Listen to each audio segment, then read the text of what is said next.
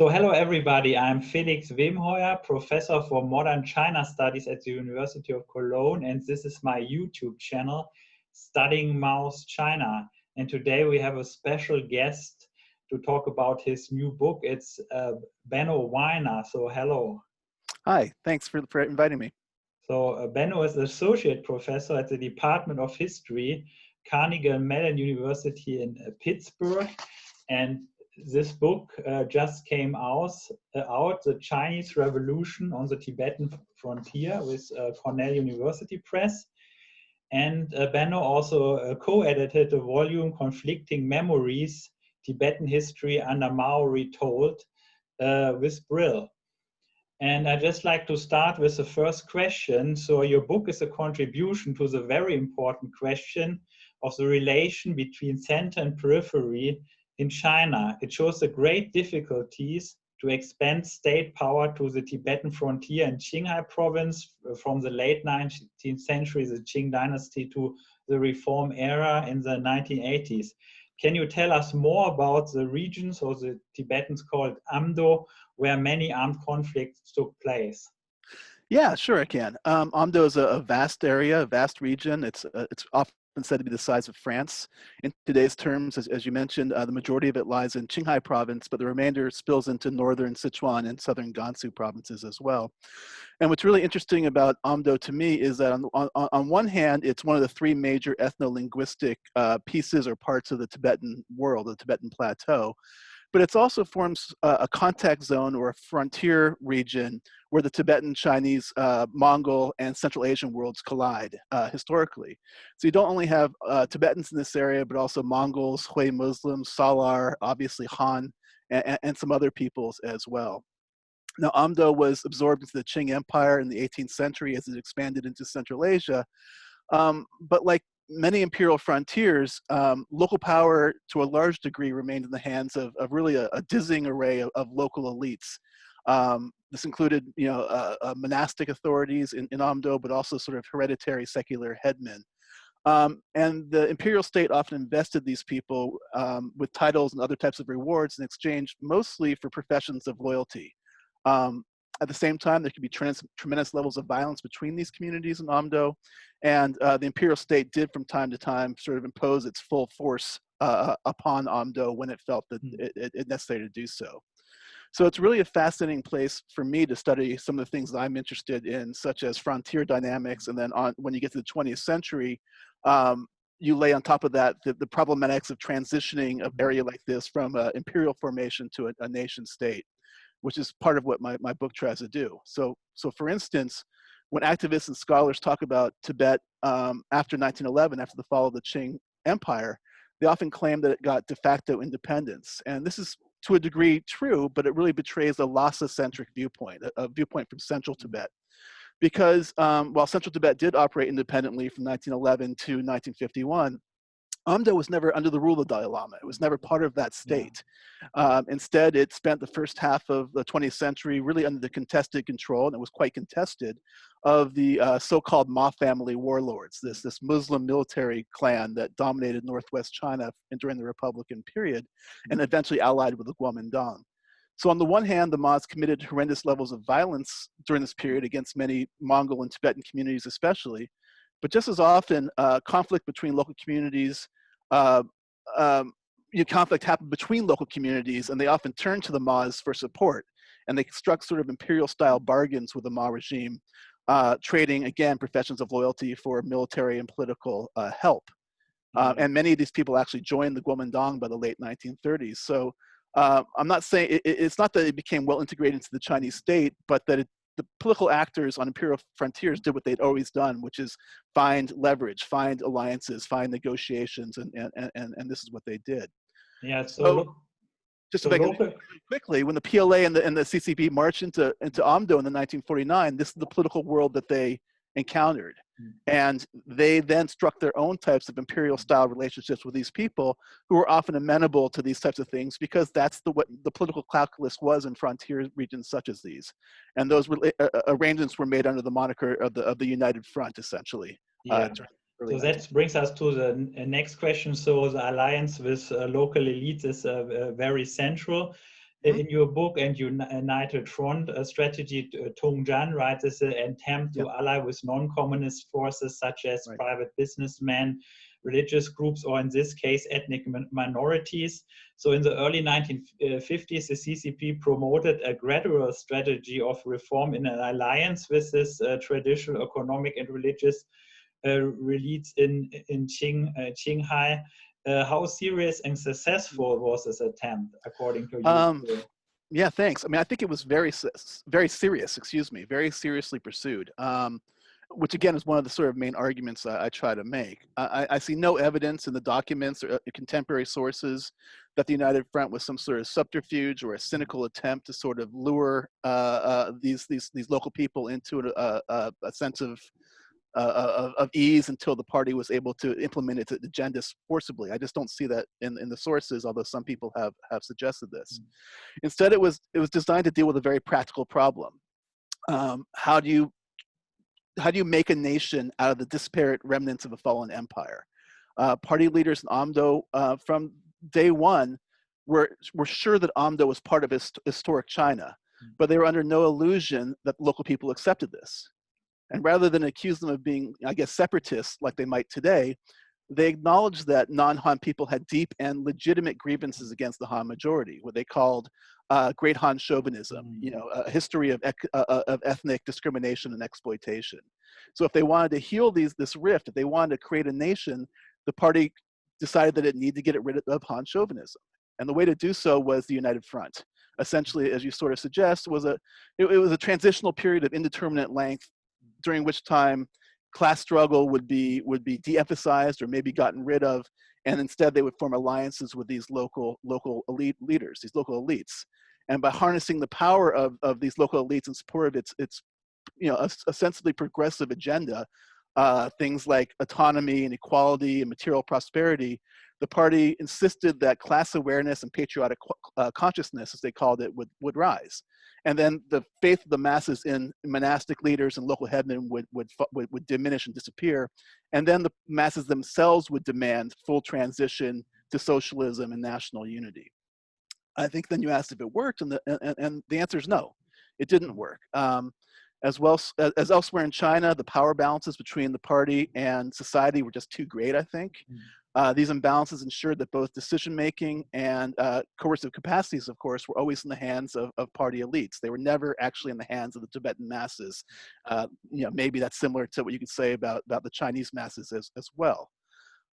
In fact, within the party, there's always this tension between this gradualist United Front policy that you talked about, or we're talking about, and a revolutionary impatience that's really deeply suspicious of these gradualism.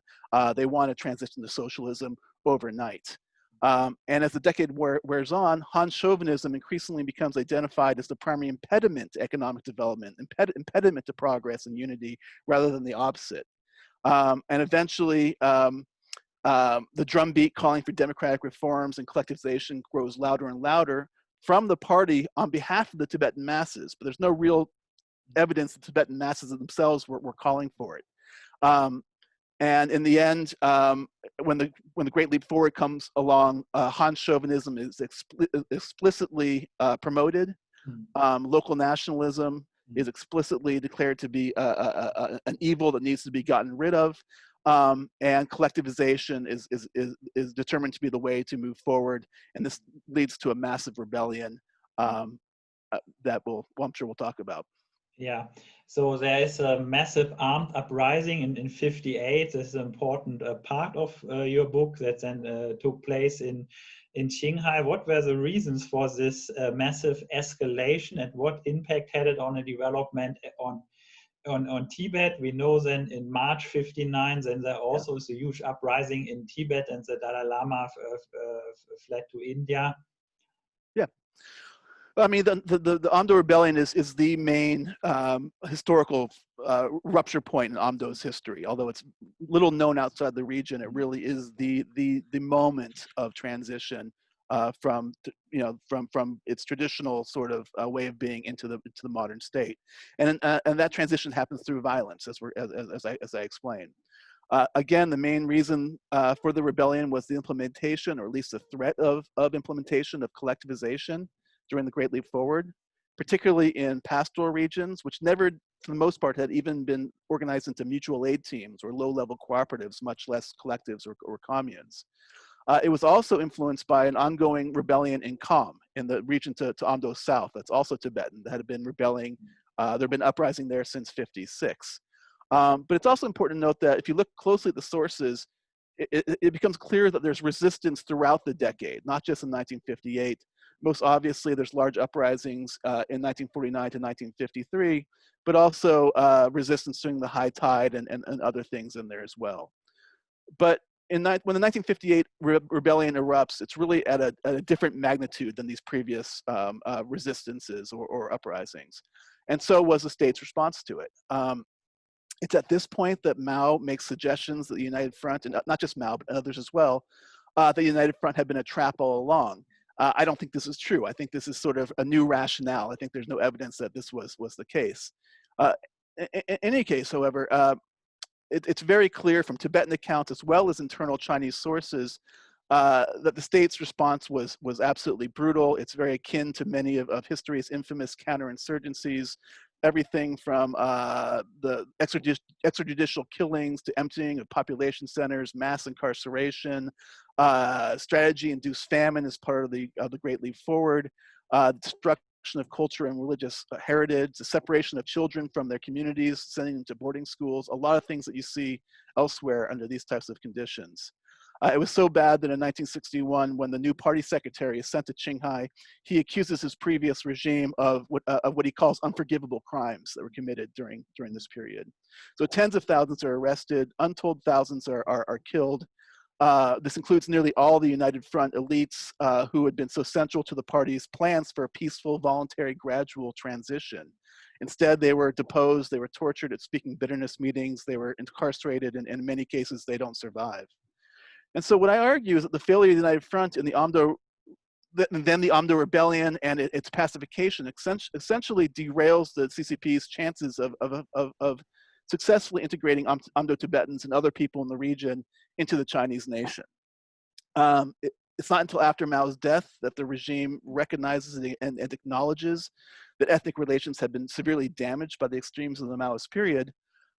And when it does so, it seeks to repair this breach essentially by following the same playbook that it did among the Han population in the post-cultural revolution world, through mass rehabilitation essentially, and then when that's done by saying, okay, it's settled, don't look back, let's look forward. And so in Amdo, the vast majority of those accused of being in the rebellion or participating are absolved of wrongdoing. So at least superficially, the treatment of the Amdo rebellion is very similar to the treatment of the victims of the Cultural Revolution, for example. Mm. The problem is that whether or not this works among the Han majority, I argue that the party faced a very different type of crisis in non-Han regions like Amdo than it did among the Han. While the latter, or with the latter, the party needed to reinforce the legitimacy of party rule after 1976 or 78, but it didn't need to defend the entire project of the nation itself. By contrast, absolving Tibetans for participating in what many consider to be a righteous rebellion doesn't really help explain to Tibetans and others why they should be part of the Chinese nation, right? That was what the United Front was supposed to do in the first place.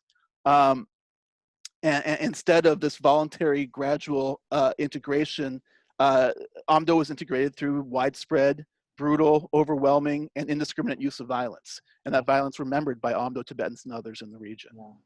I think this also reminds us on the present. So these days, Mongols are protesting in Inner Mongolia about a decision of the government to reduce the classes in their native language in schools. It seems that since the 1950s, the CCP is carrying out a zigzagging policy towards ethnic minorities, switching between a more moderate Soviet-style affirmative action and a more radical policy pressuring for assimilation with Han Chinese language and culture, as you also mentioned this. Right. Why does the party does not stick to one coherent strategy? What can your case study on Qinghai contribute to answer this question? Yeah, I mean, thanks. That's sort of the $1 million question, I guess, right? Why does it do what it does? since 1949, the party really has zigzagged, as you say, between more pluralistic policies towards so-called ethnic minorities, which of course were never realized on the ground, but at least there was the rhetoric of that and you know, some efforts.